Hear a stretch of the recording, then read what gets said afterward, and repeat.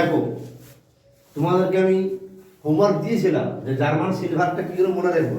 দেখো একটা tricks, German বর্গীয় জ তার মানে কি যা, যা আছে তো যা জেড, তাহলে কি গেল জেড থেকে কি হয় জেডেন, আবার এন আছে দেখো এন থেকে আবার নিকেলও হয়, কি হয় তাহলে কি হয়ে গেল জেডেন আর নিকেল, দেখো জেডেন আর নিকেল।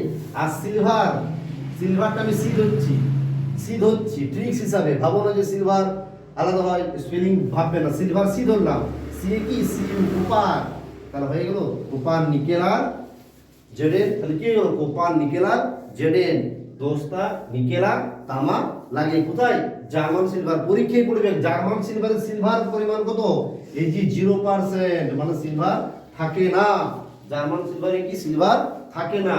আর এটা কি ম্যাগনেলিয়াম, এটা দেখো ম্যাগ ম্যাগ ম্যাগ ম্যাগনেসিয়াম, ম্যাগ থেকে ম্যাগনেসিয়াম। আর লিয়াম দেখো কি আছে লিয়াম, দেখো আমি অ্যালুমিনিয়াম, অ্যালুমিনিয়াম দেখে এই যে অ্যালুমিনিয়াম লুমিয়াম লিয়াম, দেখো লুমিয়াম আর লিয়াম, তাহলে হয়ে গেল অ্যালুমিনিয়াম। তাহলে কি কি হয়ে গেল ম্যাগনেলিয়াম, ম্যাগনেসিয়াম ম্যাগনেসিয়াম আর অ্যালুমিনিয়াম ধাতু দিয়ে তৈরি, কি হয়ে গেল ম্যাগনেসিয়াম আর অ্যালুমিনিয়াম। ওকে, আর একটা যেটা সবাই ভুলে যায়, যেটা পরীক্ষায় পড়ে অনেকেই ভুল করে দিয়ে আসছো বারবার দেখছি, এটা হচ্ছে তোমার ব্রোঞ্জ, এটা ব্রোঞ্জ, ঠিক আছে। আর হচ্ছে পিতল, পিতল ব্রাশ একই টাইপের, ঠিক আছে। তো ব্রোঞ্জ, ব্রোঞ্জ হচ্ছে তামার টিন, তামার টিন কোপার আর এসেন, আর পিতল হচ্ছে জিঙ্ক আর দোষ জেডেন, তামার দোস্তা, ঠিক আছে।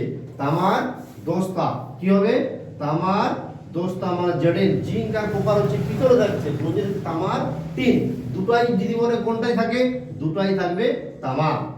ক্লিয়ার? যদি ভালো লেগে থাকে শেয়ার করে দিও আর কমেন্ট করতে ভুলবেন না। বাই।